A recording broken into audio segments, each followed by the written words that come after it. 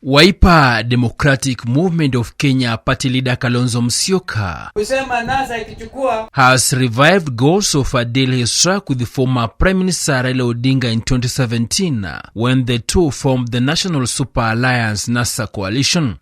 I've been compelled to release the above document in order to answer in part some of the criticism that has been leveled against me, to wit, and I quote, the indecisive kingmaker. In the secret deal signed by Odinga, Kalonzo Musyoka, Professor Makao Mutua and Professor Kivuta Kibwana, Odinga will be the coalition's presidential candidate, while Kalonzo will be his running mate for one term in the 2017 elections, and in the 2022 elections, Kalonzo will be the presidential flag bearer and will be supported by Odinga. This document was a secret document.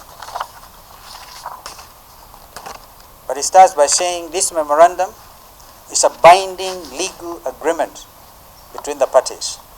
And the parties have been explained, and I've highlighted the paragraph which reads, the commitments made herein shall bind Principle H, read Raila, and Principle Q, read Kalonzo Musyoka, in both the 2017 and 2022 elections. By this agreement, the parties agree that Principle H will be NASA's presidential nominee, and that Principle Q will be his running mate.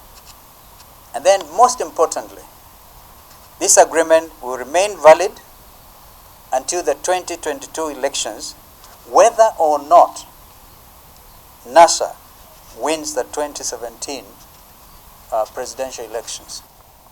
In releasing this document, it is imperative to mention that I've tried twice to have Professor Makao Mutua convene a meeting between me and my brother, Honorable Raila Odinga, in his capacity as the depository of this most important document.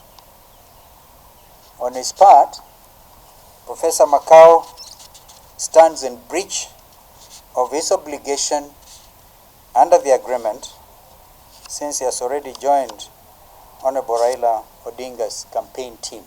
Even though the NASA coalition was struck out after member parties ODM, the ANC, Ford Kenya and Wiper fell out after failing to clinch the 2017 elections, Kalonzo says the NASA deal between him and Odinga still stands and was far much different from the whole NASA coalition agreement, accusing Odinga of breaching the agreement. By accepting nomination of the Orange Democratic Movement to run as president for the 5th time, I believe my brother Raila Odinga has committed an irreparable material breach of this agreement. My brother has the option of abiding by the terms of this live legal agreement, live binding legal agreement, and thereby emerging, in my view, as a true national, regional, and indeed continental democratic hero,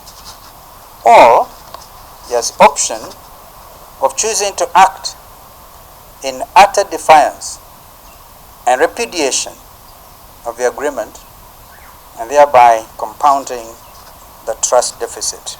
Kalonzo addressed the press at the SKM Command Center in Karen, Nairobi County, where he said that he was ready and willing to lead the One Kenya Alliance OKA in negotiations with the Azimio la Umoja on the basis of the 2017 NASA deal that he separately negotiated away from the National Super Alliance coalition. I'm ready to work with him again under the three-pillar Grand Coalition government for the sake of our nation. I urge that as we engage in fresh negotiations, this document forms the basis of such negotiation.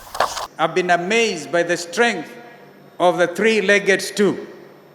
Call it three pillars, which is Azimio One Kenya Alliance.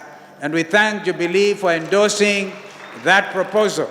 Kalonzo, who is eyeing the presidency, has once again called for President Uhuru Kenyatta's input in the negotiations, terming him as a revered head of state who shall remain so even after his tenure ends. Deacon Sylvander, Hope TV News Watch.